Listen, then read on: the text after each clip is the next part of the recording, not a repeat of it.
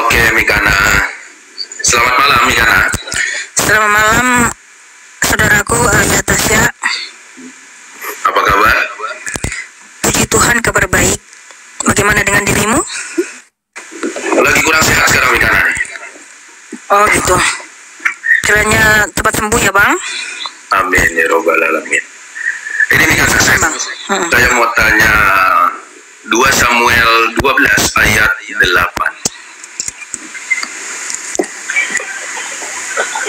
2 Samuel 12 Samuel 12 8. ayat 8.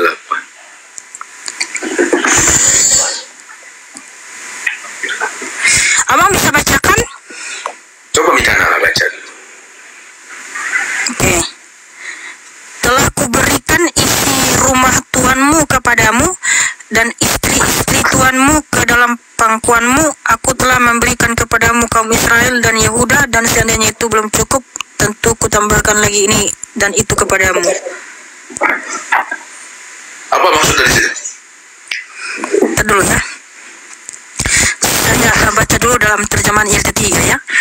Dan aku telah memberikan kepadamu rumah tuanmu serta istri-istri tuanmu ke dalam pangkuanmu, dan aku telah memberikan keluarga Israel dan Yehuda, dan jika masih terlalu sedikit maka aku dapat menambahkan kepadamu hal ini dan itu. Apa maksudnya? Oh, kita ini dulu nih baca dari ayat pertama ya, supaya kita tahu nih. Ya. Jadi apakah Tuhan ngasih istri orang dikasih orang? Dengar dulu sebentar, sabar. Ya. Lanjutkan. Saya tunggu. 2 Samuel 12. Nathan menegur Daud. Silakan.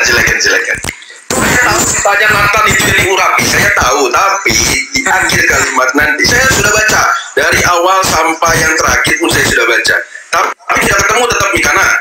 Di situ buktinya bahwa misalnya Kristen nih satu istri itu tidak cukup sebenarnya.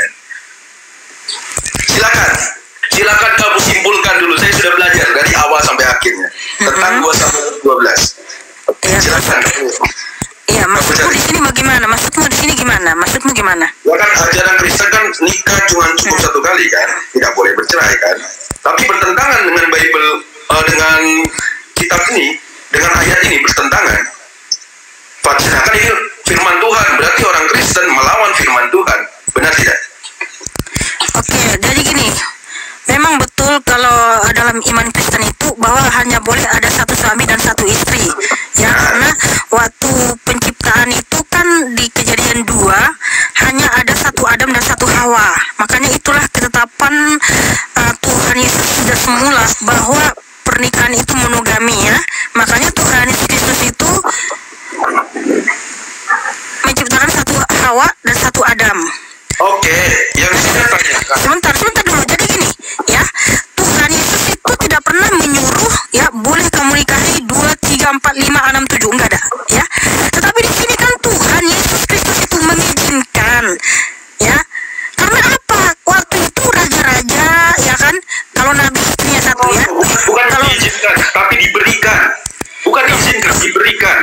karena itu, ya, atas dasar apa? Karena keinginan hatinya Daud kan, ya kan. Jadi menentang firman Tuhan. Dan ini tentang firman Tuhan. ya, karena waktu itu ya memang betul waktu itu ya mereka itu ada banyak istri. Tetapi kan Tuhan mengizinkan itu karena apa? Karena mereka itu menginginkan begini begitu, bukan berarti secara eksplisit Tuhan Yesus mengajarkan harus banyak istri, enggak. Jangan kamu, karena Tuhan itu enggak mungkin ya menyuruh dengan 2 Samuel. karena Daud itu kan udah banyak istrinya.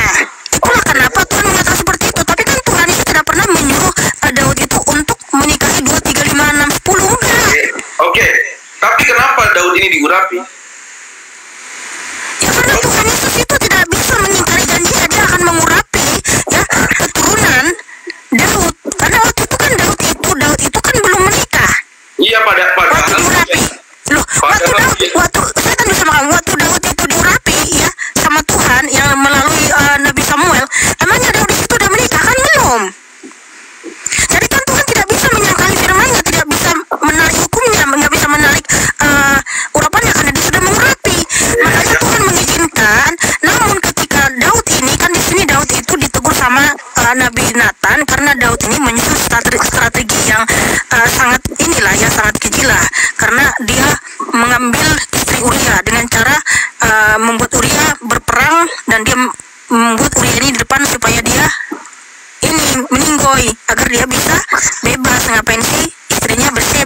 Betseba gitu. Begini.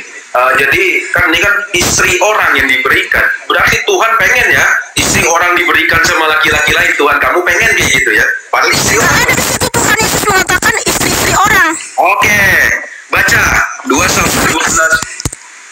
Samuel 12 ayat 8. Istri Di orang. situ aku telah memberikan kepadamu rumah Tuhanmu serta istri-istri Tuhanmu. Artinya istri-istrinya itu yang banyak gitu, bukan berarti istri orang diberikan. Tapi kan berarti kan istri, walaupun istrinya banyak. Gua nggak mau berdebat khusus seperti ini ya. Yang jelas, no, bukan dipencet. Karena ini kamu memframing. Makanya Tuhan datang, Tuhan Yesus sudah datang ke dunia untuk meluruskan bahwa tidak boleh banyak istri. Karena apa? Ya itu adalah perzinahan yang dilegalkan. Iya, itu kan sesuai dengan kitab kamu kan. Karena di situ ya kondisinya Daud itu telah banyak istrinya. Banyak istrinya. Kurang apa lagi? Maka Tuhan bilang mau istilahnya gini, mau kurang apa lagi sih? Kan istrimu sudah banyak, ngapain lagi kita harus membuat strategi yang sangat apa kepada Uria gitu loh. Orang Kristen nih kan. Enggak usah kamu ini kamu seakan-akan mencari pembenaran dari Alkitab kami gitu loh. Karena orang Kristen mau ngapain kau kesini untuk membawakan ayat itu? Kenapa orang Kristen nikah cuma satu, sedangkan di kitabnya saja Tuhan memberikan istri. Ini kan di perjanjian lama, di perjanjian baru ada nggak Tuhan Yesus menyuruh? Nggak ada, di perjanjian pun nggak ada ya. Karena ini situasinya di situ, kondisinya di situ Raja Daud itu sudah banyak istrinya gitu loh. 2 Samuel 12. Kenapa maksudnya gini, mau kurang apa lagi? Istrimu kan sudah banyak, kenapa harus membuat strategi yang sangat keji kepada Uria gitu loh? Aduh Tuhan Yesus tolong ya, kamu tuh jangan mengharap. Tuhan Yesus tidak pernah mengajarkan Mikael 2, 3, 5, 4 karena Tuhan Yesus menciptakan saya semula hanya satu Adam dan satu Hawa. Nikah boleh Ketetapan Tuhan itu nggak bisa diubah. Karena di sini kondisinya Daud itu kalau banyak istri itu maksudnya, bukan berarti Tuhan Yesus menyuruh seperti itu, ya? Ya, jangan diturunin ya. Ini belum selesai nih, kita belum ketemu nih. Solusinya bagaimana belum ketemu ya. Yang saya pertanyakan, kenapa Tuhan kamu memberikan istri orang padahal sudah jelas. Mana ada di situ istri orang, nggak usah kau framing, nggak ada istri orang di situ. Istri Tuhanmu, Tuhan itu orang apa binatang? Loh, istri Tuhanmu artinya Daud itu udah ada istri gitu loh. Iya. Bukan berarti istri orang. Tuhan kamu itu orang apa istrinya binatang? Coba saya tanya. Istri Tuhanmu di situ artinya Daud itu tuannya. Aduh Tuhan. Masa istri Daud dikasih sama Daud lagi? Gimana ceritanya? Coba. Oh alah. Baca, coba dibaca 2 Samuel 12 ayat 8. Saya sudah baca sebenarnya. Karena gini ya, itu Raja Daud itu bukan mengambil istri orang karena waktu ya mungkin ya karena gini ada kan istri ini sudah janda, makanya yang dimana itu diambil sama Daud gitu. Begitu maksudnya, bukan berarti masih statusnya ada ini. Gini aja. Begini ya, Mikana bunyi. Tunjukkan dalam Alkitab di mana Raja Daud mengambil istri orang. Tunjukkan aja, tunjukkan dalilnya di mana Daud mengambil istri orang. Justru istrinya Daud itu Mikal anak Saul malah diberikan kepada orang lain. Paham? Aduh Tuhan Yesus. Ya. Saya baca nih ya. Jangan kabur ya. 2 Samuel 2 ayat 8. Loh, salah itu tadi 2 Samuel 2 ayat 8 itu tadi kan udah dibacakan. Ayat 8 yang berbunyi, telah kuberikan isi rumah tuanmu, isi rumahnya tuannya nih kepada Daud nih, kepadamu dan istri-istri tuanmu di dalam kepangkuanmu. Iya, ini senjata framing ini boleh ini apa? Aku telah memberikan kepadamu kaum Israel dan Yehuda. Dan seandainya itu belum cukup, tentu ku tambah lagi ini dan itu kepadamu. Dan Itu maksudnya ya, kamu mau kurang apa lagi gitu loh. Karena apa? Ya kan? Yang ada ya, memang ada yang janda, ya udah janda, itu memang diambil sama Daud. Loh, di mana kerannya? kamu baca sebelumnya. Baca dari pertama tidak ada. Kamu baca sebelumnya. Ya, coba sebutkan ayatnya. Ntar dulu ya, kita cari dulu. Jangan kamu lari-lari, Mikana. Orang pertanyaan cuma itu doang kok. Nih ya, orang Kristen jangan bingung nanti ya. Kasihan nanti nih. Mikana jangan sampai salah kamu nanti, orang-orang Kristen takutnya mualaf. Apa? Oh no. mati karena Saya nggak akan pernah murtad dari Tuhan Yesus ya. kamu harus benar. Ini adalah firman Tuhan. Kamu harus benar-benar jawabnya. Ya, Mikana. Baru kamu Apa dulu? Baru kamu kena. Sebenarnya sudah. Asal debat sama saya, kamu selalu kabur-kabur, Mikana. Selalu kabur-kabur. Cuman inilah mungkin makanya saya sudah pesan jangan kamu turunin saya. Kalau saya sampai saya nggak bakal turun karena saya jauh dari HP. Kalau saya sampai turun dari kapal ini berarti saya diturunkan.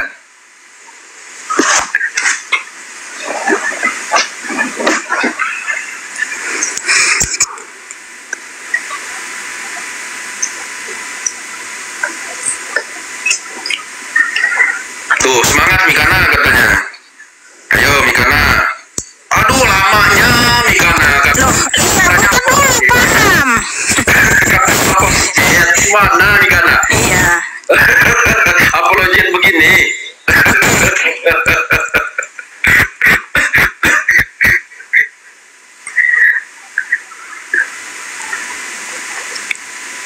Oke ya, Abigail dari Karmel, istri kedua Daud. Istri kedua Raja Daud adalah Abigail ya, wanita Karmelit. Di mana ini dia sudah janda ya. Itu betul. 1 Samuel 25 ayat 39 sampai 42. Namun Raja Daud bukanlah suami pertamanya. 1 Samuel 25 ayat 3 dan 37 memberitahu kita bahwa ia sebenarnya adalah istri orang lain sebelum ia menikah dengan Raja Daud. Nah makanya ya, jadi bagaimana Raja Daud dan Abigail bertemu? 1 Samuel 25 ayat 9 sampai 13 menyatakan bahwa hamba-hamba Raja Daud mendengar Nabal suami Abigail dengan bodohnya memberikan konsenya. Oke, 1 Samuel 25 ayat 9 sampai 13 di situ ada kisah tentang Abigail dan suaminya yang bernama Nabal.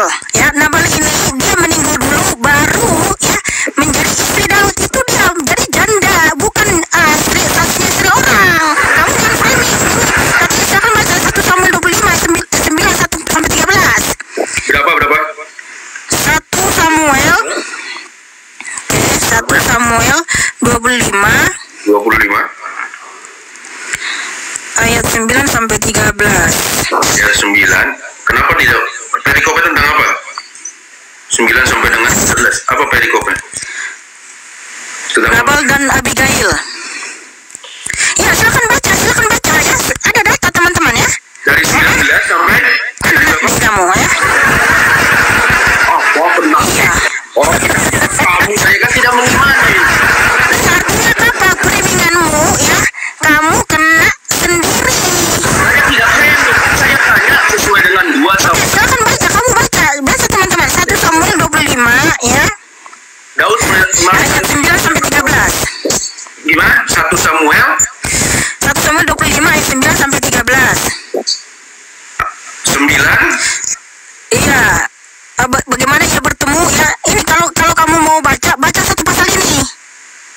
1:9 ketika orang-orang Daud sampai ke sana berkatalah mereka kepada Nabal atas nama Daud tepat seperti yang dikatakan kepada mereka. Kemudian mereka menanti, bukankah ini Daud yang dinyanyikan orang secara balas-balasan sambil menari-nari, demikian Saul mengalahkan. Oke. Daud berlaksa-laksa apa maksudnya? Oke, langsung terbaik. Oke, bentar. 1 Samuel 25 ayat 39 sampai 40.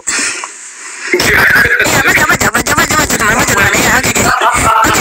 Ini ya, baca ya, kena kamu. 25 ayat 1 Samuel 25 ayat 39 sampai 40. Di situ Abigail itu janda, bukan istri orang. 1 Samuel 25 ayat 39 sampai 40, baca. ayat 40. Sebentar ya, saya buka dulu, sabar.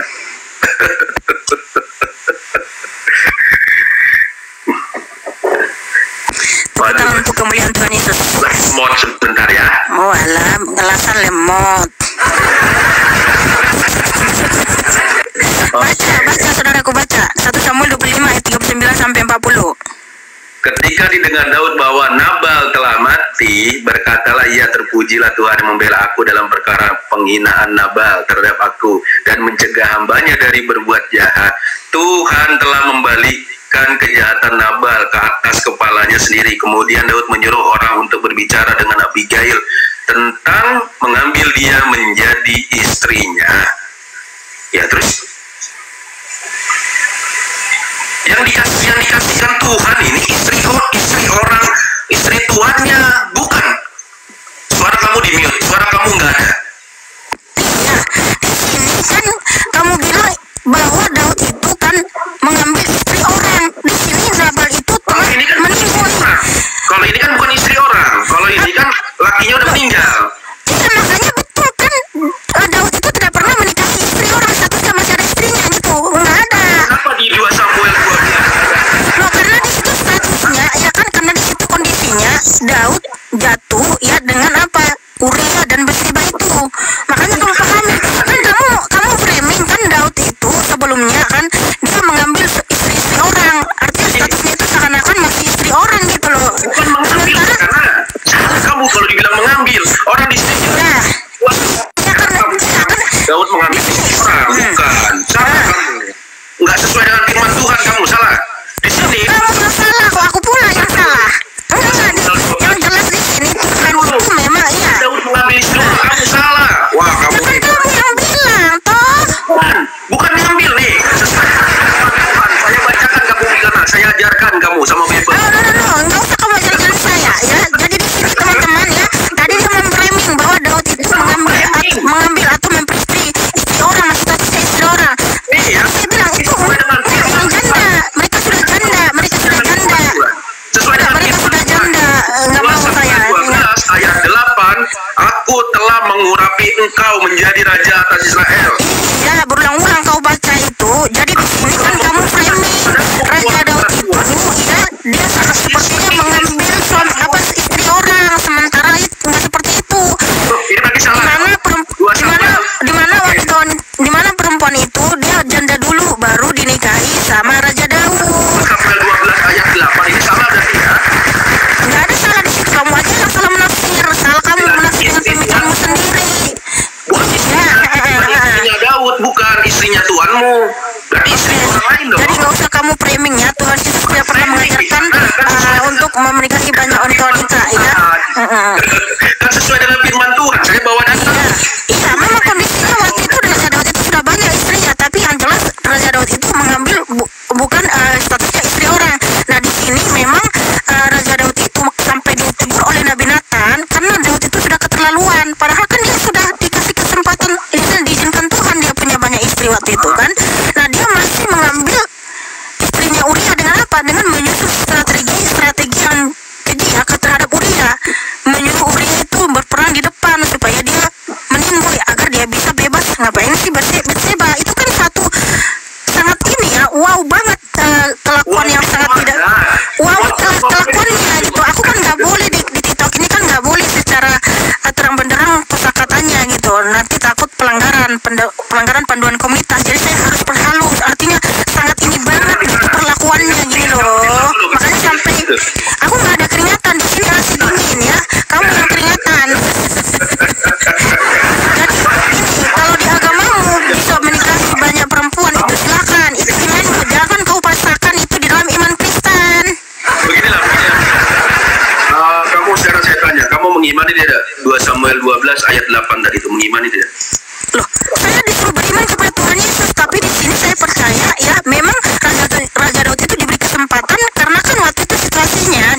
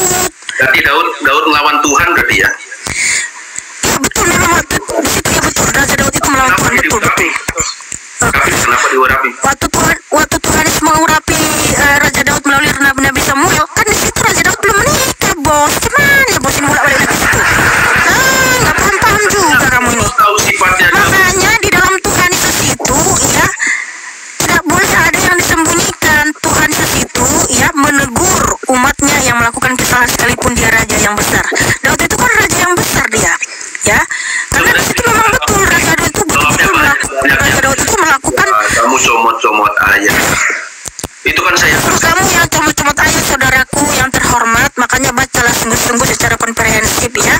Betul, Raja Daud itu melakukan kesalahan ya yang sangat fatal dengan menyusun strategi yang keji terhadap Uria ya. Itu strategi yang apa itu kalau di sini kita tahu kan pembunuhan berencana. Kamu tahu kan pembunuhan berencana itu hukumannya apa? Nah di sini makanya sampai datang Nabi Nathan untuk menegur. Kamu mau kurang apa lagi? Itu maksudnya istrimu kan sudah banyak. Terus kamu mau kurang apa lagi? Kau sampai melakukan seperti itu. Tuhan udah tahu orang yang nggak benar, Tuhan masih mau ngasih terus. Loh, Tuhan tahu sejak awal manusia pun sebelum diciptakan Tuhan Adam dan Hawa, Tuhan tahu bahwa Adam itu akan jatuh dalam dosa. Tapi dia sangat mengasihi manusia, ya. Dia sangat mengasihi manusia. Itu nggak bisa dibantah karena hanya Tuhan Yesus yang terbukti Allah yang Maha Kasih. Sampai dia datang dari surga untuk menyelamatkan kita yang mati dalam dosa-dosa kita supaya kita dipindahkan ya dari alam maut ke surga. Wow, haleluya, haleluya, haleluya. Tuhan Yesus itu adalah Yud-Heh-Vav Elohim sendiri, saudaraku. Itulah kenapa Tuhan berfirman di Yohanes 8 ayat 24, kalau kamu tidak percaya bahwa akulah dia, kamu akan mati dalam dosa-dosamu. Siapa dia? Bapa. Yesus kan belum datang ke dunia waktu itu posisinya. Kan Tuhan Yesus itu kan Yahweh Elohim sendiri, saudaraku. Yesus itu kan adalah anak manusia yang dilahirkan oleh Maria bernama Yesus. Benar. Tuhan Yesus itu adalah Yud-Heh-Vav Elohim sendiri yang datang ke dunia melalui Bunda Maria. Makanya Tuhan Yesus berfirman di Yohanes 8 ayat 24, kalau kamu tidak percaya bahwa akulah dia, kamu akan mati dalam dosa-dosamu ya. Yang berhubungan dengan dosa, yang bisa menyelesaikan dosa itu kan hanya Tuhan Sang Pencipta. Kamu ngomong kayak gini, saya tanya ayat yang lain. Galatia 3 nomor 13. Silakan kamu buka. Nah itu dia nih ya. Makanya saudaraku yang terhormat, Ayah Tasya, kalau membaca kitab itu yang lengkap gitu loh ya. Galatia 3. Berarti pas Yesus datang ke dunia, bahwa itulah memang Tuhan ya. Pas dia setelah dilahirkan sama Maria, Tuhan ya. Bukan. Nah, kamu saudaraku tolong ya, saya itu menghormati kamu, bukan berarti kamu seenaknya di sini untuk menggunakan definisi yang ini ya. Ini bingung. Yang bagaimana? Sebentar dulu, sabar dulu ya. Galatia 3 ayat 13. Kristus telah menebus kita dari kutu hukum Taurat dengan jalan menjadi kutu karena kita, sebab ada tertulis, ingat nih. Sebab ada tertulis, terkutuklah orang yang digantung pada kayu salib. Kristus telah membuat ini supaya di dalam dia berkat Abraham sampai kepada bangsa-bangsa lain, sehingga oleh iman kita menerima roh yang telah dijanjikan itu. Itu belum sampai pertanyaan. Jadi pertanyaanmu apa? Silakan pertanyaanmu dulu. Ya, ada apa pertanyaanmu? Kan kamu kan tadi kamu bilang bahwa Yesus itu ada Yud-Heh-Vav. Pas dia datang ke dunia, berarti kan dia mengandung Yud-Heh-Vav itu juga kan? Pas dia disalib itu kan? Ya. Bukan mengandung, dia memang tetap Tuhan. Oke, tetap Tuhan. Jadi Yesus itu yang berbentuk daging kan pada mulanya adalah firman. Firman itu telah menjadi daging. Firman itu adalah Allah, kan kata-katanya seperti itu. Oke, saya ikut. Ketika dia sudah disalib, waktu itu disalibkan mati, apa yang mati itu Tuhannya atau manusianya menurut kamu? Oke, jadi Alkitab berkata di 1 Korintus 11 ayat 26 sampai 28 ya, bahwa yang mati itu adalah Tuhan. Karena kita ditebus dengan tubuh dan darah Tuhan, bukan darah manusia ya. Nah, jadi yang mati itu apa? Tubuh Tuhan Yesus yang mengalami kematian. Tuhan tetapi iya betul. Apakah boleh Tuhan mati 3 hari? Oh boleh. Boleh. Iya. Oh. Semua kuasanya tidak pernah kosong. Jadi gini, sebentar dulu. Sebentar. Okay. Tuhan jadi, mati. Saudara-saudara, Tuhan mati, kata Mikana, dengarkan. Oh iya, Alkitab berkata betul ya, dan saya saya berterima kasih karena Tuhan saya mati dan bangkit untuk saya, maka saya pun bangkit untuk hidup yang kekal ya. Jadi oke, nah saya tanya dulu sama kamu Ayah Tasya, kamu percaya nggak di hari kiamat ada kebangkitan? Kamu nanti akan bangkit, percaya? Nggak usah lari dulu, pertanyaan saya dijawab dulu. Dijawab dulu, nggak usah lari kemana-mana. Apa yang mau dijawab? Kan saya sudah mengakui Tuhan Yesus itu memang mati, dia mati dan bangkit. Ya, mati dan bangkit. Berarti kalau misalnya Tuhan mati, kamu bayangkan Indonesia tanpa pemimpin, jangankan 3 hari, setengah hari aja kacau Indonesia nih. Bagaimana yang dunia, alam semesta yang belum ngurus hewan, belum ngurus tumbuhan, belum ngurus udara, angin, dan segala macam ciptaannya, apa yang akan terjadi? Bukan, apakah dunia ini akan ada? Kamu bayangkan selama 3 hari, jangankan 3 hari, Tuhan 1 detik aja nggak boleh mati nih, karena 1 detik saja tidak boleh mati. Maha pencipta, kan sesuai dengan judul kamu, Tuhan Yesus sang pencipta, tapi mati 3 hari. Oke, sudah, saya izinkan saya menjawab ya. Oke. Jadi gini loh saudaraku, saya mau tanya dulu sama kamu nih, manusia terdiri dari 3 unsur, tubuh, jiwa, dan roh, betul? Ya, manusia. Di dalam dirimu ada tubuh, jiwa, dan roh, ya. Nah, kalau manusia mati, Bang, Salah. rohnya, Pengertian dalam Islam itu adalah jasmani dan rohani. iya, rohani. Jadi nggak ada roh, di dalam dirimu nggak ada roh, rohmu nggak ada. Oh, itu makanya disebut tadi roh itulah. Nah, kalau manusia itu mati, artinya tubuhnya itu mati, rohnya itu masih tetap hidup nggak, Bang? Roh itu sifat yang goib, tidak bisa dibuktikan saat ini. Iya, tapi rohnya tetap ada nggak, tetap hidup nggak?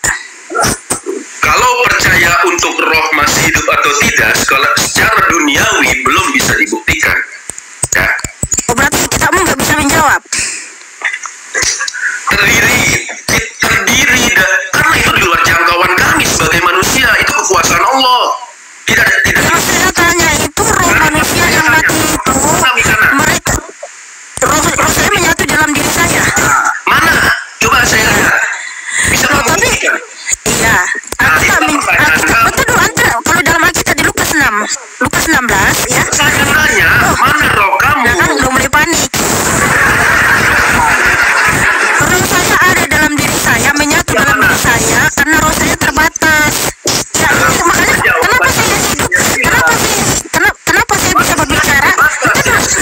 Tuhan Maha mengetahui. Itu berbeda. Kenapa saya bisa berbicara dengan tubuh saya di sini? Karena roh saya masih ada dalam diri saya nih. Mana Itulah bisa buktinya. buktikan tidak? Ini kenapa saya bisa bicara? Itulah buktinya roh ada dalam diri saya.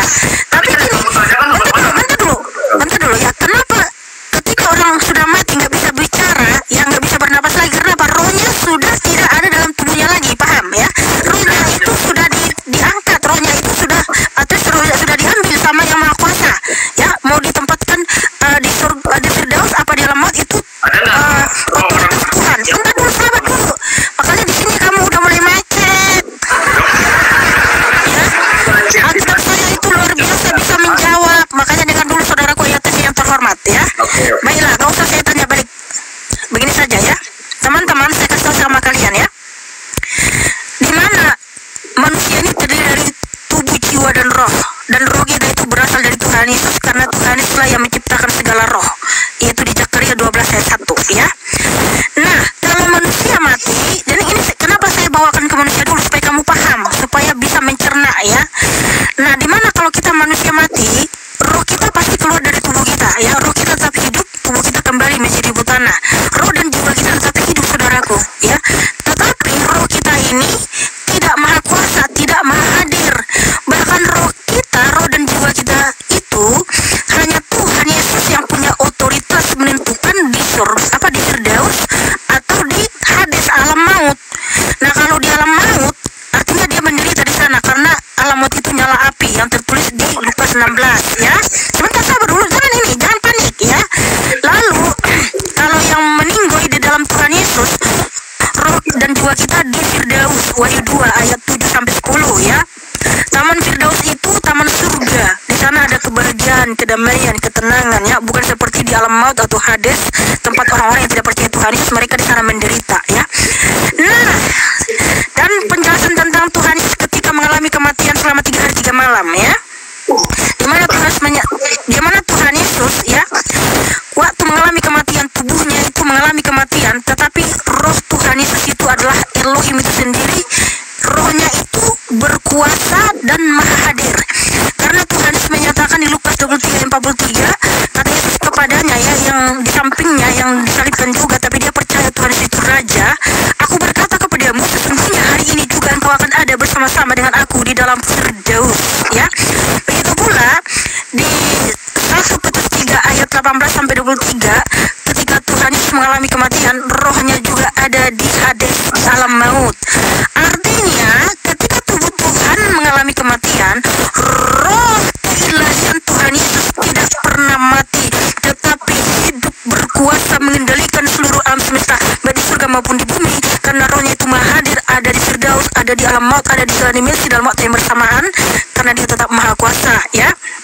Dan roh Tuhan itu memerdekakan kita. 2 Korintus 3 ayat 17, ya. Tuhan itu adalah roh. Di mana ada roh Tuhan, di situ ada kemerdekaan, ya, ada kemahakuasaan. Makanya ketika roh Tuhan ada di alam maut, di Hades, dia membawa keselamatan, ya. Dia bebaskan roh-roh yang terpenjara di dunia kematian, lalu ditempatkan di surga. Efesus 4 ayat 8 sampai 10. Jadi seperti itu saudaraku, ya. Makanya kenapa tubuh Tuhan bisa bangkit? Karena roh yang di dalam diri Tuhan itu adalah Elohim yang maha kuasa. Karena roh Tuhan Yesus itu adalah Elohim yang maha hadir, maha kuasa, saudaraku. Jadi tubuh Tuhan Yesus yang mengalami kematian selama 3 hari 3 malam, tetapi roh keilahiannya tidak pernah mengalami kematian, berkuasa mengendalikan seluruh alam semesta, baik di surga maupun di bumi. Dia maha hadir. Wow, haleluya, haleluya.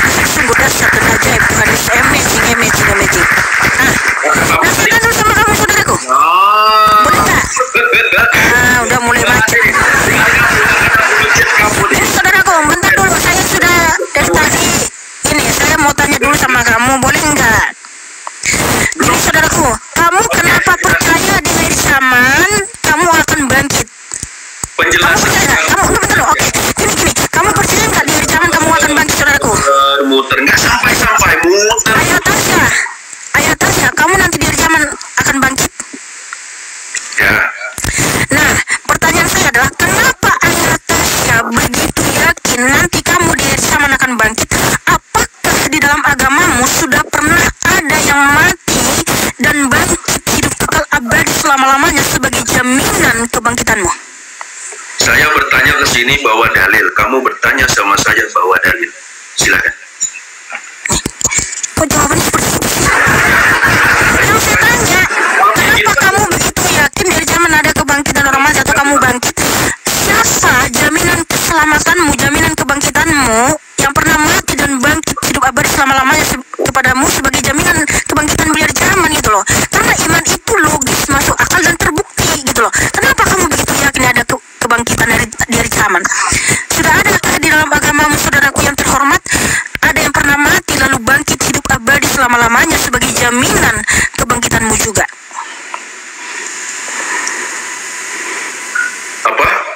Apa pertanyaanmu? Kenapa saudara Tasya, ayat Tasya yang terhormat, begitu yakin dari zaman kamu akan bangkit? Apakah sudah ada di dalam agamamu ada yang pernah mati lalu bangkit hidup abadi selama-lamanya sebagai jaminan kebangkitanmu di akhir zaman? An-Nisa 1:24. An-Nisa 1:24. Siapa di situ yang pernah mati dan bangkit hidup abadi selama-lamanya sebagai jaminan keselamatanmu, kebangkitanmu? Oh, konsep kami itu bukan seperti itu, karena Tuhan kami tidak pernah menjadi manusia. Yang saya tanya, siapa jaminan kebangkitanmu? Adakah yang pernah mati lalu bangkit hidup abadi selama-lamanya? Jaminan dari Allah. Karena Tuhan kami sudah pernah mati dan bangkit sebagai jaminan kebangkitanmu. Tuhan kami tidak pernah mati. Lalu kenapa kamu begitu yakin dari zaman ada kebangkitan? Itulah jawaban dari An-Nisa 1:24. Jaminannya siapa? Jaminan kebangkitanmu siapa? Dibilangkan kalau kami ini tidak seperti kalian yang menuhankan manusia, berbeda dengan kami. Gak usah membahas iman kami, karena iman kami logis dan terbukti. Terbukti dari mana? Ada yang orang Islam sudah bilang, wah saya lagi di surga nih. Mana buktinya? Kamu tahu nggak kenapa saya begitu yakin saya dari zaman akan bangkit hidup? Mana buktinya? Tuhan itu jaminannya. Tuhan sudah pernah mati dan bangkit hidup abadi selama-lamanya bagiku, supaya saya bangkit. Itulah jaminan yang terbukti gitu loh. Itulah keselamatan yang terbukti. Ayat 32. Ada buktinya. Kamu bilang Yesus bangkit. Kalau saya percaya dari zaman ada kebangkitan, Tuhan tidak pernah mati dan bangkit untuk saya. Itu namanya iman halu. Oke, saya ikutin kamu. Sekarang kamu baca Kisah Para Rasul 2 2 ayat 32. Baca. Oke, jadi gini, mohon maaf saudaraku nggak. Nah, Jadi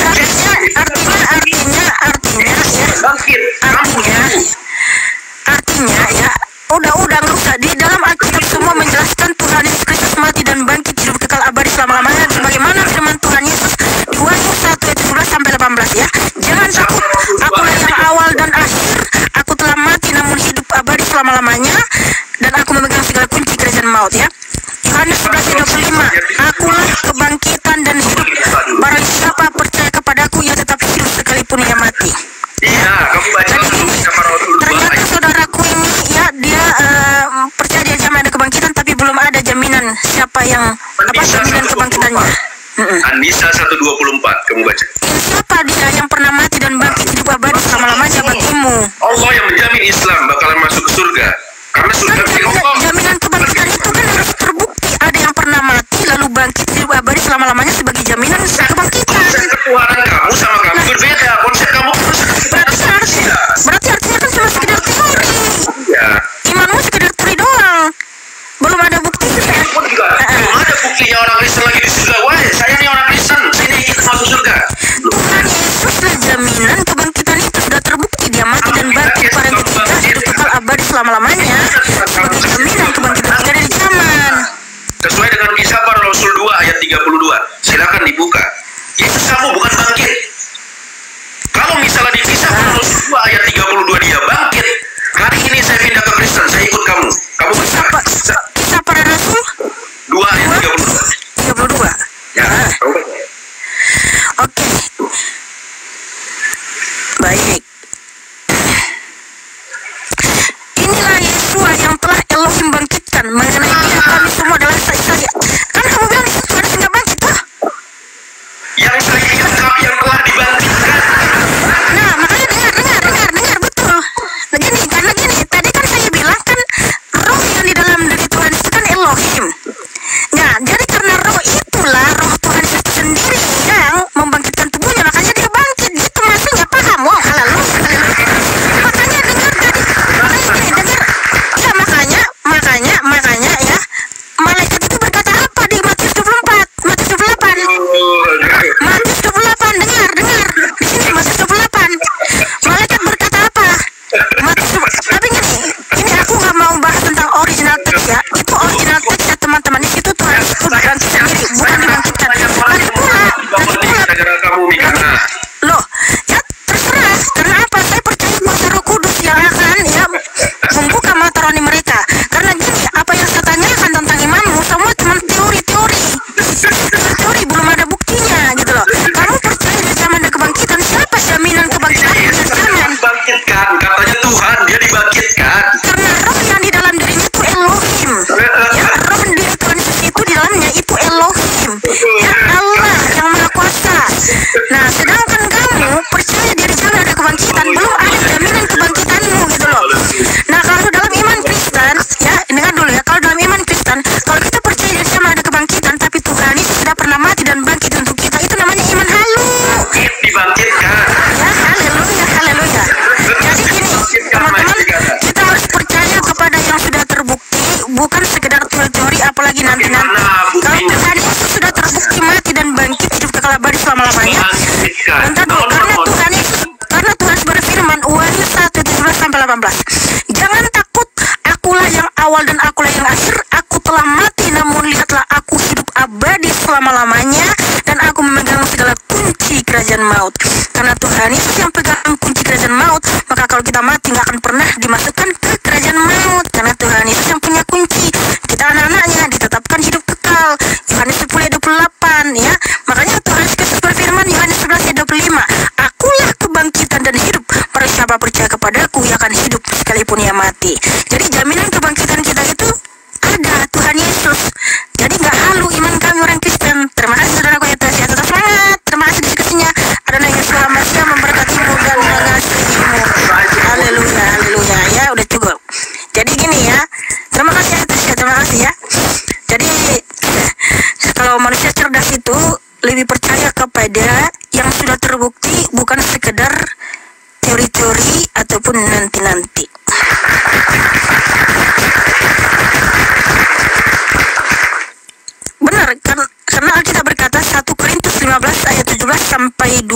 18 ya. Jika Tuhan Yesus tidak pernah bangkit, maka sia-sialah iman kita. Artinya kita beriman halu. Kok percaya dari zaman ada kebangkitan? Kan Tuhan sudah pernah mati dan bangkit. Itu halu namanya. Tapi yang benar ingat ya, tapi yang benar 1 Korintus 15 ayat 20 sampai 23, Tuhan Yesus Kristus mati dan bangkit.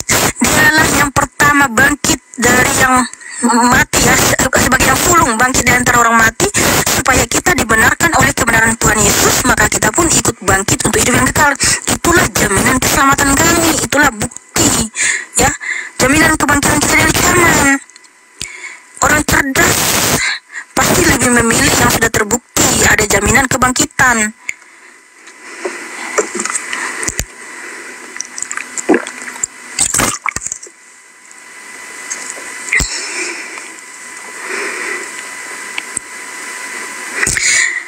Ya, dukung ya Dr. Yonatan Purnomo untuk menerjemahkan Alkitab secara tepat dan benar, karena memang di terjemahan lain itu banyak kali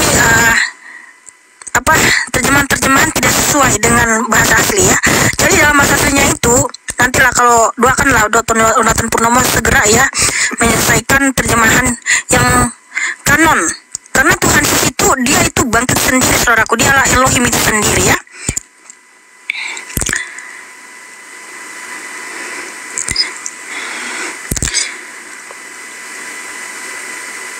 Orang Tuhan Yesus yang berfirman, akulah kebangkitan dan hidup, barang siapa percaya kepada aku ia akan hidup sekalipun ia mati. Jadi Tuhan Yesus itu yang membangkitkan, karena dia yang bangkit sendiri ya, bukan dibangkitkan. Nah, ternyata no, gimana ya bang ini? Terserah kalian mau bilang apa juga, yang penting hanya Tuhan Yesus yang terbukti mati dan bangkit hidup abadi selama-lamanya sebagai jaminan kebangkitan kita di hari kiamat ya. Terima kasih Destro, terima kasih saudaraku. Makanya orang cerdas itu beriman kepada yang sudah terbukti, bukan sekedar nanti-nanti.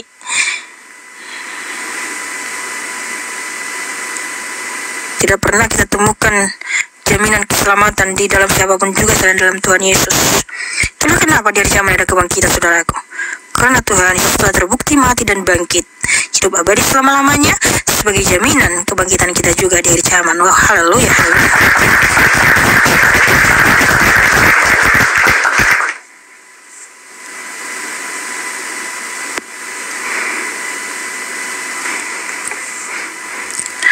Ya terserah kamu bilang dibangkitkan kayak mau apa, yang penting kan ada buktinya toh. Ada yang pernah mati lalu bangkit hidup abadi selama-lamanya bagi kita kan. Ada kan buktinya kan. Ya enggak? Ya kan? Betul lah teman-teman. Yang penting ada jaminannya, ada jaminan kebangkitannya. Dialah Tuhan Yesus.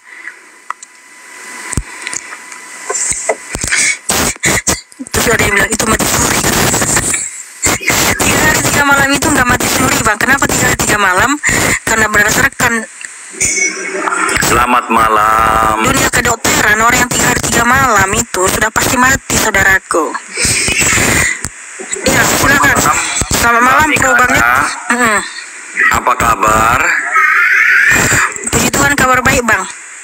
Malam ini bolehkah saya mengkritik Mbak Mikana? Ya, boleh silakan, Bang. Nggak apa-apa, saya terima semuanya. Boleh ya. Makanya sebelumnya saya izin dulu.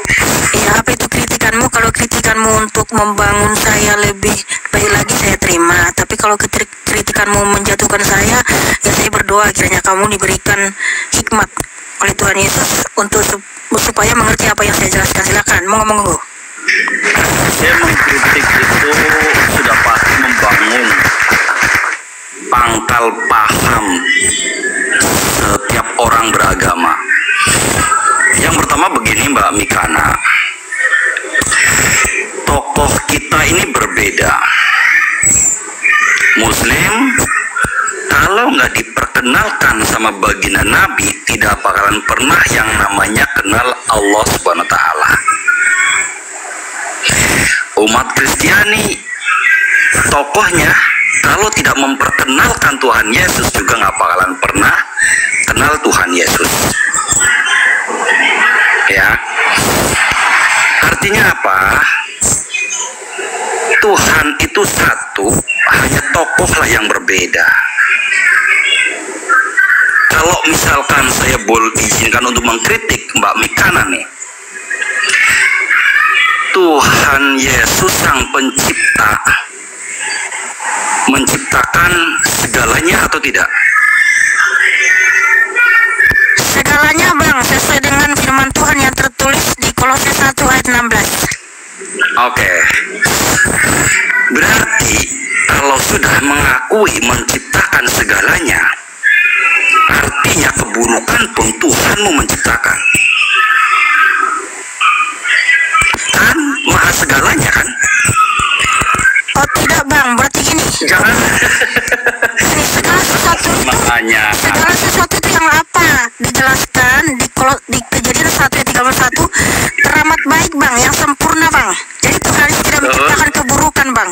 Kalau kita percaya bahwa Tuhan itu maha segalanya, ya, berarti baik buruknya manusia atas geraknya Sang Pencipta, tanpa Sang Pencipta mengizinkan manusia bergerak, nggak bakalan bisa bergerak, Mbak Mikana. Mohon maaf dengan segala hormat Bang, kalau Tuhan Abang itu memang menciptakan keburukan kah? Tuhan itu gak ada batasnya, Mbak. Oh, jadi Tuhanmu menciptakan keburukan ya Bang? Kan maha segalanya, Mbak Mikana. Loh, Abang tahu nggak keburukan itu apa? Negatif. Gitu loh. Maha segalanya itu pemahaman Mbak Mikana itu apa sih?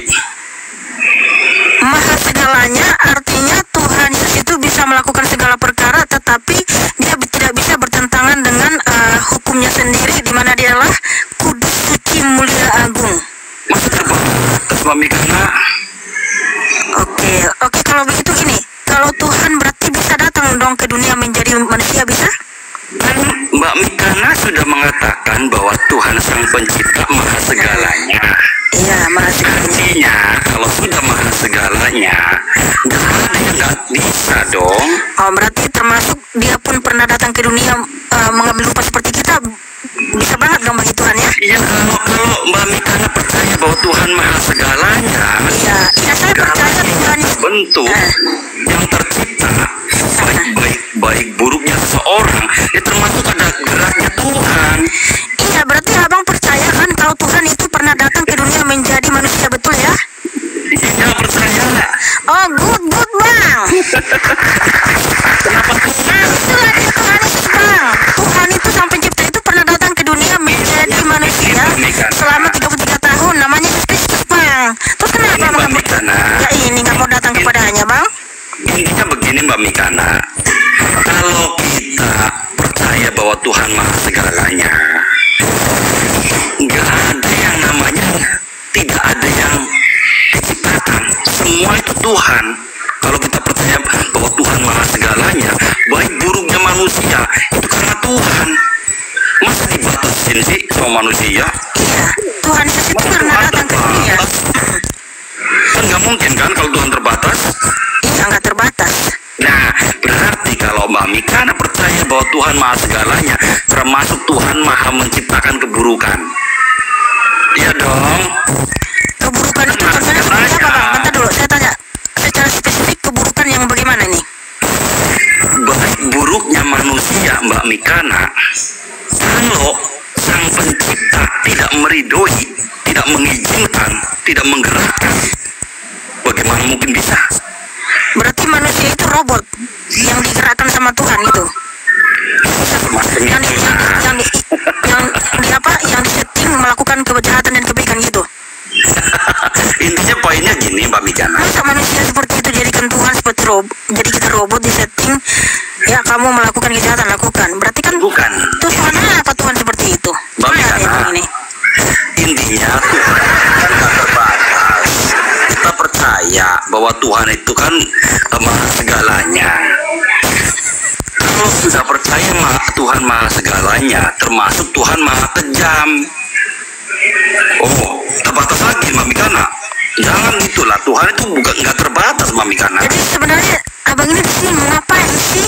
Nah, kan dari awal sih udah bilang ke Mbak Mikana. Gini bang, abang agamanya apa bang? Alhamdulillah taat. Wow.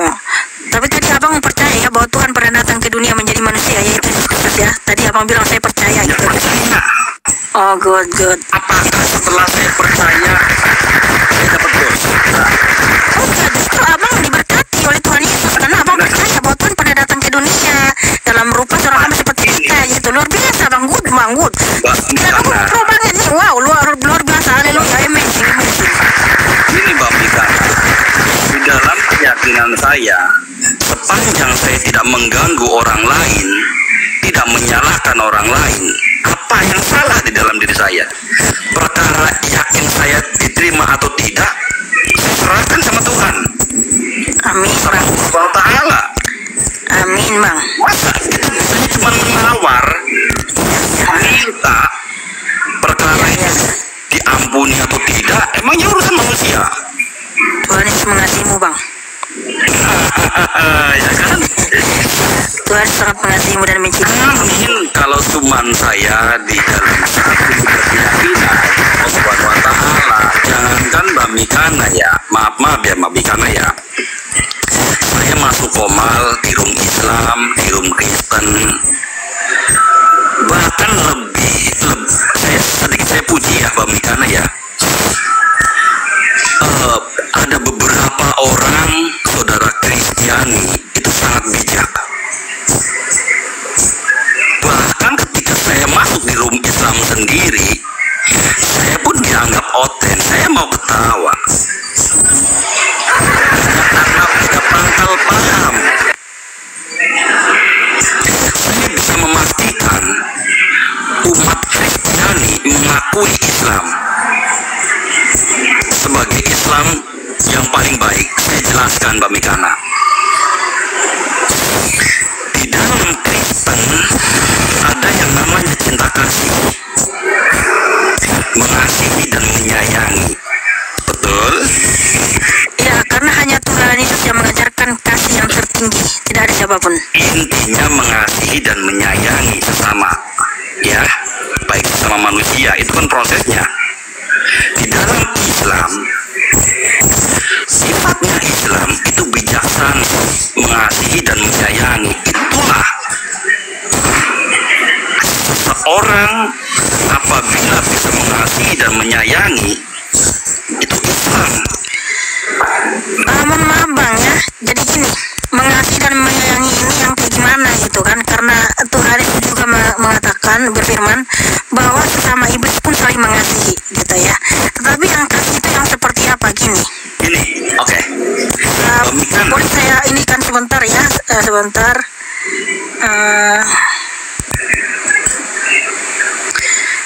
Di mana di Lukas, sebentar dulu bang ya, karena hanya Tuhan yang mengajarkan ini, saya pastikan hanya Tuhan, tidak ada yang lain bang ya. Yakin hanya Tuhan Yesus, inilah buktinya Tuhan itu adalah betul-betul Elohim yang maha kasih, satu-satunya Tuhan Allah yang maha kasih, karena Allah itu adalah kasih ya. Hanya Tuhan Yesus yang mengajarkan seperti ini. Oke, sebentar dulu, yaitu di Lukas 6 ayat 27 dan 28 ya. Tapi saya bacakan dulu di mana di Yohanes 5 ya. Ada dua ayat yang mau saya tunjukkan. Tidak pernah saya temukan dimanapun ajaran kasih seperti ini yang mulia selain dalam Tuhan Yesus. Ini buktinya Tuhan itu adalah Allah yang maha kasih, yaitu di Matius 5 ya. Saya baca lagi di Lukas 6 ayat 27 sampai 28 ya. Tetapi kepadamu yang mendengarkan aku berkata, kasihilah musuhmu, berbuatlah baik kepada orang yang membenci kamu, mintalah berkat bagi orang yang mengutuk kamu, berdoalah bagi orang yang mencaci kamu. Di Matius 5 ayat 44 ya. Tetapi aku berkata kepadamu, kasihilah musuhmu dan berdoalah bagi mereka yang menganiaya kamu, karena dengan demikian kamu menjadi anak-anak Bapamu yang di surga, yang menerbitkan matahari bagi orang yang jahat dan orang yang baik, dan menurunkan hujan bagi orang benar dan orang yang tidak benar. Apabila kamu mengasihi orang yang mengasihi kamu, apakah upahmu? Bukankah pemungut cukai juga berbuat demikian? Dan apabila kamu hanya memberi salam kepada saudara-saudaramu saja, apakah lebihnya dari perbuatan orang lain? Bukankah orang-orang yang tidak mengenal Allah pun berbuat demikian? Karena itu haruslah kamu sempurna sama seperti Bapamu yang di surga adalah sempurna. Jadi hanya Tuhan yang mengajarkan kasih yang tertinggi seperti ini. Kita diperintahkan untuk mengasihi orang yang memusuhi kita, berbuat baik kepada orang yang membenci kita, meminta berkat bagi orang yang mengutuk kita atau memberkati mereka, bukan malah mendoakan mereka yang jelek ya. Karena saya dengar itu ada yang bodoh gini, kutulah dia di dunia dan akhirat, ya kan? Jangan dia, hancurkanlah dia, gini ya. Itu doanya saya dengar, ya saya ketawa dengarnya. Dari sinilah saya bisa nilai yang mana dari Tuhan, yang mana yang bukan gitu kan. Kok masa mendoakan orang dengan mengutuki orang supaya dihancur? Mbak Mekana, sesama Islam saja beda pangkal paham itu dianggap oten. Wah, saya juga sangat menghormati itu yang namanya pangkal pemahaman seseorang ya. Akan tetapi saya sedikit tertarik ya ketika nonton film Yesus disalib itu. Saya nonton kok videonya. Saya di situ hanya menyimpulkan, ampunilah dia karena dia tidak tahu yang dia lakukan sebenarnya. Itu saya tertarik itu. Kasih masuknya, cinta kasih masuknya. Akan tetapi begini Mbak Mikana, di dalam Islam itu harus iman.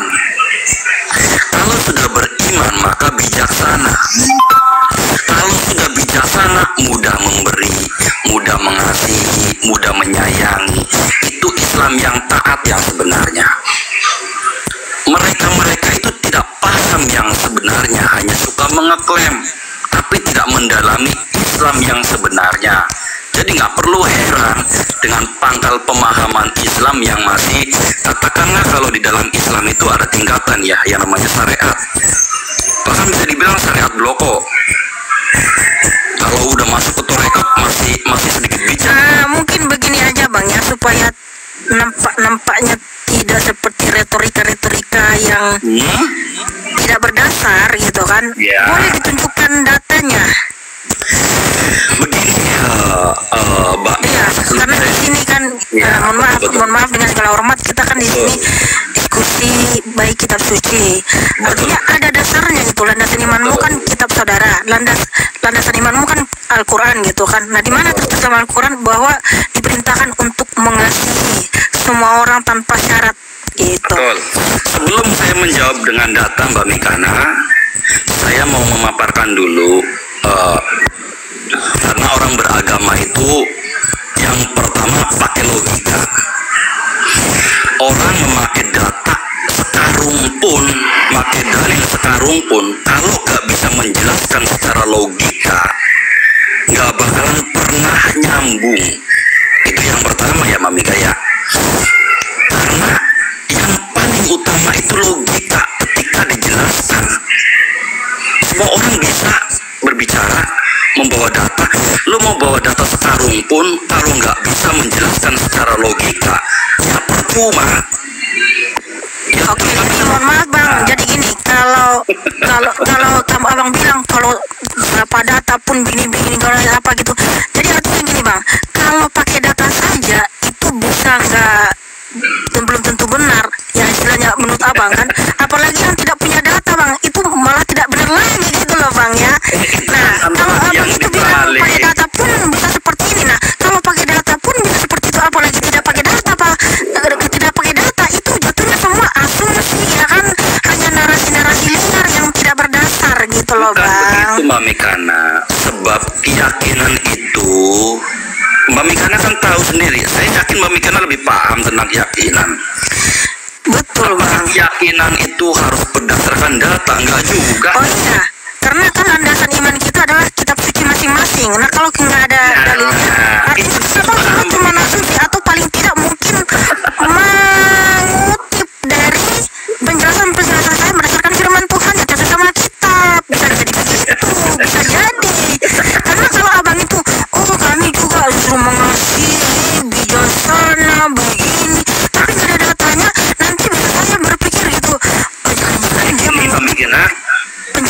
penjelasan saya berdasarkan firman Tuhan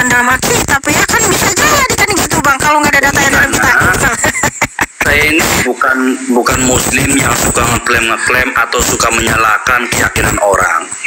Ya, perlu dipahami dulu. Saya pernah masuk ke room Mbak Mikana. Saya juga udah pernah ngomong kan. Saya ini muslim bukan penghujat. Muslim. Silakan dulu abang sambil ngomong, aku dengar ya. Aku tutup kamera sebentar. Silakan bang. Siap. Saya muslim yang taat dalam apa yang saya yakini, dan nggak perlu saya menghujat keyakinan orang lain, apalagi keyakinan Kristen. Jadi narasi itu ya saya juga tidak menyalahkan. Kadang-kadang tersinggung dengan saudara-saudara saya yang menyampaikan karena beda pangkal paham dianggap menghujat. Tapi perlu digarisbawahi, saya bukan Islam penghujat. Saya meyakini Islam berdasarkan keyakinan saya, bukan hanya berdasarkan katanya dan katanya. Orang keyakinan kok, masa saya mau ikutin katanya dan katanya? Kan nggak mungkin Mbak Mikana. Jadi kalau misalkan Mbak Mikana, oh ini benar, saya katakan benar kok. Saya nggak malu, saya nggak gengsi mengakui itu. Dan ketika saya mengakui, apakah saya menjadi dosa, menjadi murtad? Enggak juga. Mbak Mikana? Ya bang, jadi mohon maaf dengan segala hormat abang. Ya. Berbicara tanpa data jatuhnya asumsi atau mungkin bisa mengutip atau mencontek penjelasan firman Tuhan yang tersudah dalam Alkitab. Kan kita sama Mikana. Saya juga nggak menuduh loh, nggak bisa berasumsi. Konsekuensi logisnya bang dalam hal diskusi bang. Ya oke, seperti itu bang. Baik abangku yang terhormat, saya rasa sudah cukup dulu. Terima kasih. Tapi jangan begitulah, jangan menuduh gitulah. Saya nggak nuduh bang, itu fakta. Ya udah sih nggak apa-apa, jangan nangis lah, jangan ngambil lah bang. Bukan, gini lah maksudnya. Nggak perlu lah kita mengklaim. Saya juga kan nggak mengklaim keyakinan Mbak Mikana, nggak menyindir bahwa Mbak Mikana ini ikutin Islam nih, kan nggak gitu juga. Kita yang namanya punya keyakinan masing-masing, saling menghormati apa yang kita yakini, berjalan sendiri-sendiri, kan begitu Mbak Mikana. Ya nggak perlu. Oh jangan. Kalau contohnya gini, ada yang bilang saya ngikut Muslim kan? Saya kan nggak bilang begitu Mbak Mikana. Iya maksudnya kalaupun ada yang ngomong begitu, itu nggak benar. Karena apa? Saya memakai kerudung gitu kan, ada dasarnya dalam Alkitab, ada perintahnya. Kecuali nggak ada perintahnya, lalu saya pakai kerudung, berarti saya ngikut-ngikut. Bukan gitu bang. Ya, makasih banyak ya Mbak Mikana ya, sudah dikasih kesempatan untuk bergabung ya. Ya sama-sama saudaraku. Terima kasih Mbak Mikana. Salam saudara Nasi. Waalaikumsalam. Adonai Yesus masih memberkati dan mengasihimu. Tepuk tangan buat pro banget yang cerap dan manis.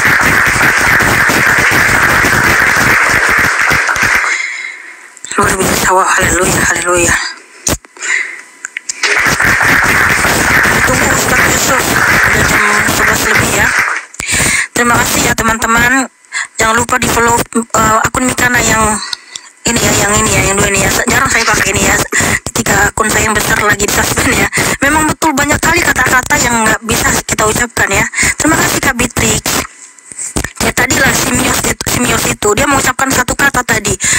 Makanya saya kalau bilang bundil itu disingkat gitu ya. Disingkat biar nggak kena pelanggaran panduan komunitas. Jadi ada kata-kata yang harus kita hindari, jangan diucapkan ya.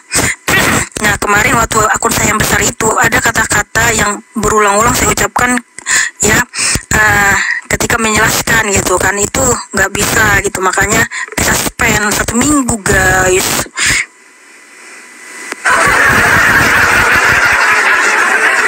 Mikana kita bahas ajaran kasih besok lagi ayat kasih ya.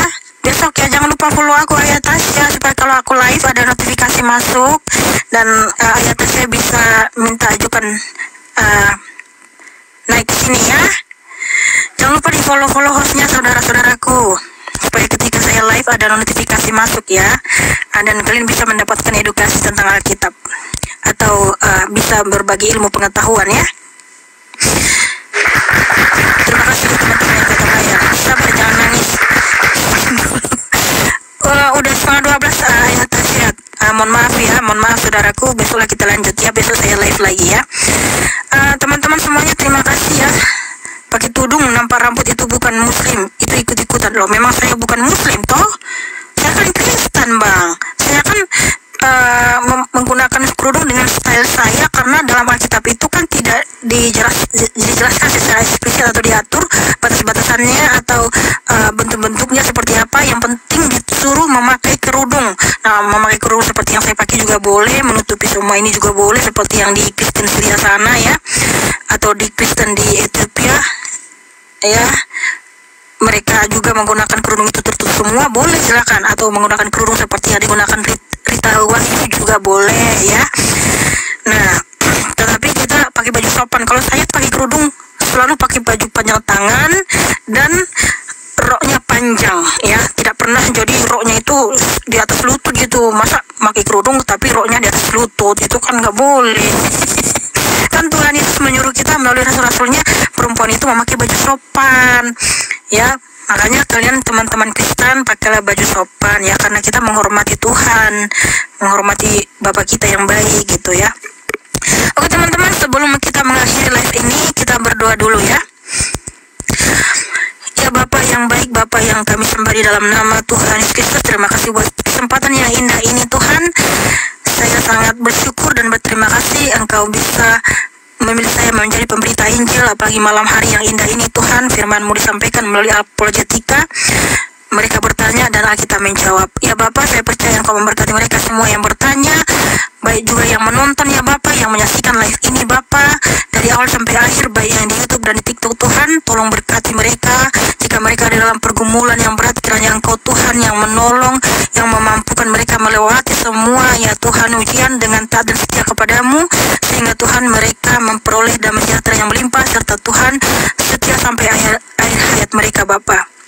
Begitu juga mereka Tuhan yang ada dalam sakit penyakit, Tuhan Yesus sembuhkan, karena Tuhan adalah Yehova Rafa, Maha Penyembuh, dokter di atas segala dokter, dan juga yang melakukan kuasa dari dirinya sendiri sehingga nama Tuhan Yesus ditinggikan. Saudaraku, engkau telah disembuhkan, engkau telah pulih, karena Tuhan Yesus adalah Maha Penyembuh. Ya Bapa, begitu juga Tuhan semua moderator yang di YouTube dan di TikTok Tuhan, kiranya Engkau memberkati ya Bapa, Willy Heng, begitu juga Impaldu,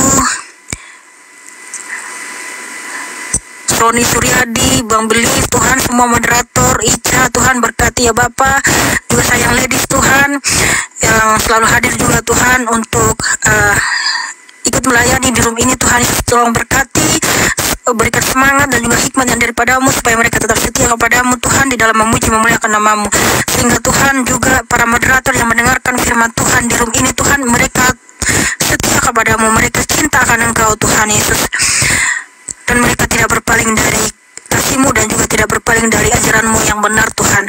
Begitu juga Bapa, saya bersyukur Tuhan, Engkau mengirimkan hamba-hamba-Mu Tuhan untuk menolong kami, Engkau mengirimkan anak-anak-Mu Tuhan untuk menolong kami Tuhan Yesus, di mana Tuhan saya sangat bersyukur, saya berterima kasih Tuhan Yesus, Engkau sungguh baik Tuhan, Engkau mengirimkan Bunda Saria Tuhan.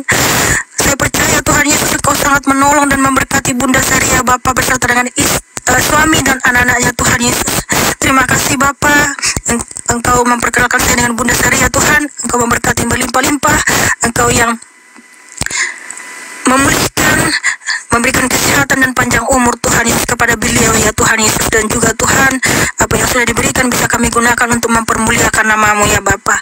Begitu juga Tuhan Kak Beatrice Tuhan, apa yang menjadi kerinduan hatinya Tuhan Yesus, kiranya Engkau yang menolong Tuhan, Engkau yang mengabulkan Bapa dengan kuasa-Mu Tuhan Yesus, karena tidak ada yang mustahil bagimu ya Bapa. Ya Bapa, kami juga bersyukur Tuhan dengan adanya media sosial ini, TikTok dan YouTube Tuhan digunakan untuk memuji memuliakan namamu.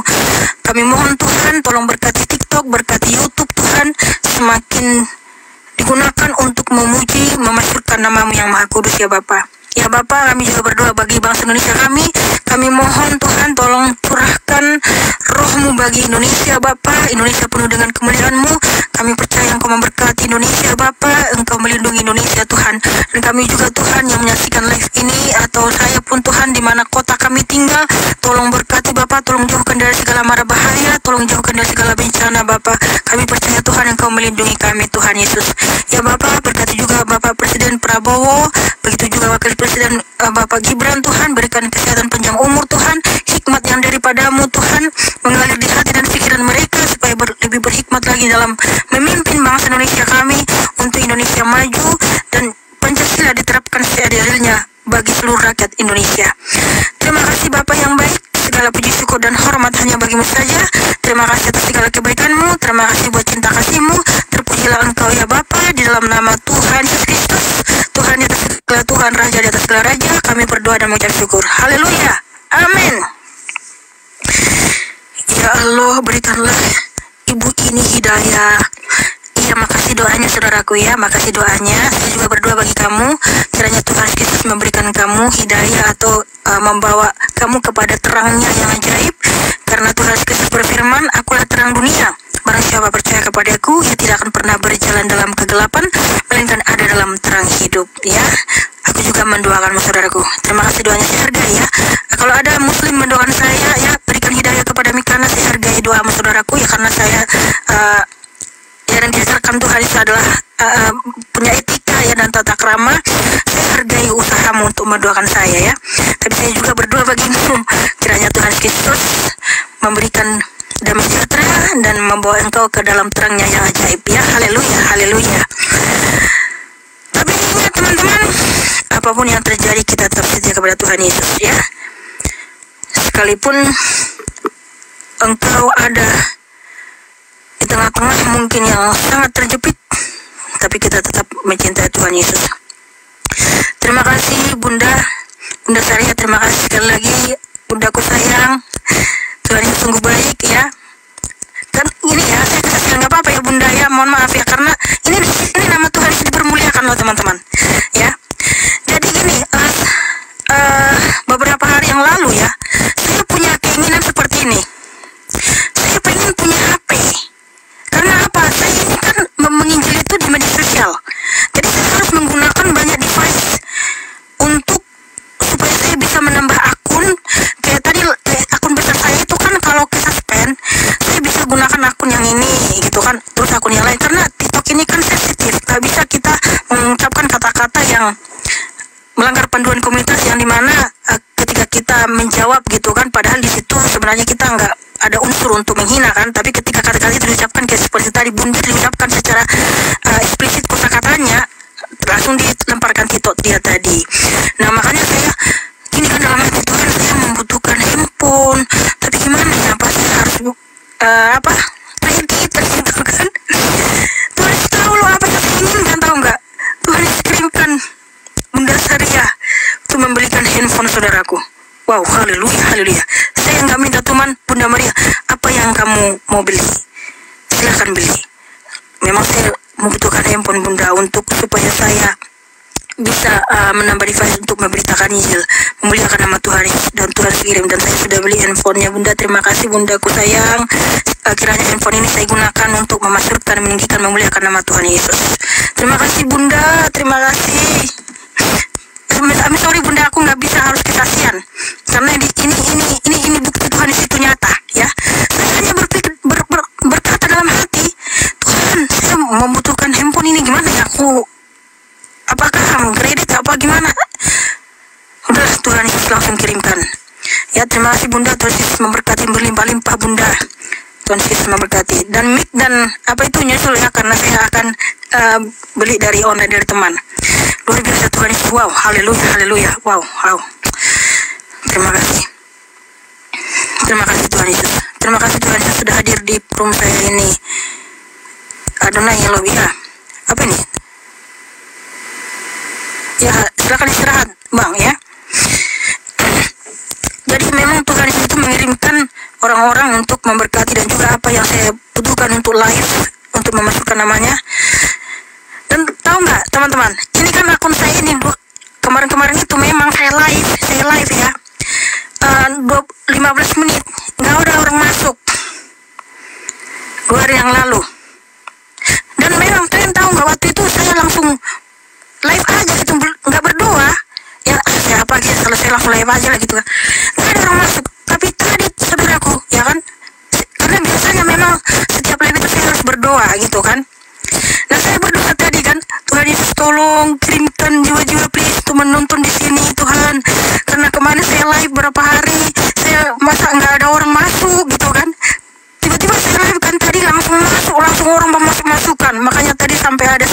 ya menonton ya.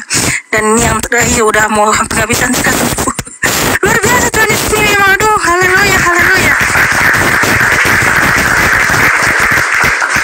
Mbak ini cerdas, semoga dapat hidayah, amin. Terima kasih doanya saudaraku ya, terima kasih. Ya, saya hargai doamu, tapi mohon maaf dengan segala hormat, saya pastikan doamu sia-sia. Ya, mohon maaf, tapi saya hargai usahamu untuk berdoa bagi saya. Karena saya nggak mungkin murtad dari Tuhan Yesus, nggak mungkin. Aduh, nggak mungkin saudaraku ya, nggak mungkin. Itu tidak mungkin saudara, dan saya tidak akan mungkin mau murtad dari Tuhan Yesus, nggak akan. Hidayah Tuhan Yesus, ya Tuhan Yesus itu memberikan kita hidayah, ya. Makanya saya mohon maaf buat saudaraku muslim, saya hargai doamu ya. Saya juga istilahnya menghormati ya doa-doamu, tapi mohon maaf saya juga mengingatkan saudaraku Kristen bahwa kita harus tetap setia kepada Tuhan Yesus, ya, harus taat, jangan pernah murtad dari Tuhan Yesus. Saria, Bunda Saria, nak Empaldu, Tuhan Yesus sungguh baik, betul Bunda, Tuhan Yesus sungguh baik. Anak-anak Bunda ini juga baik-baik banget loh, bener. Memang kalau kita sendiri baik-baik loh, kita sendiri baik-baik, bener. Haleluya, Empaldu, iya betul. Oke, teman-teman, kita harus setia betul ya. Ingatkan saudara-saudara kita yang lain, ingatkan, kita harus setia kepada Tuhan Yesus. Lucu kali kok hijau. Ya ini style saya ya, supaya ini aja nih kan, biar nggak dikira apa namanya ya. Memang ini style saya, udah itu aja gitu ya. Agus. Ya saudaraku ya, aku mengasihimu saudaraku ya. Oke, Kak Beatrice juga terima kasih, terus semangat Kak Beatrice ya, jangan lupa selalu berdoa, jalan kebenaran, terima kasih semuanya teman-teman ya. Terima kasih sekali lagi. Ingat ya, tetap setia kepada Tuhan Yesus, andalkan Dia dalam kehidupanmu. Besok kita ketemu ya. Oke saudaraku, saya undur diri dulu ya. Sampai jumpa lagi saudaraku yang baik hati, sampai jumpa lagi. Adonai Yesus Hamasiah, El Jiboh, Abi Al Shalom, memberkati kita semua, amin.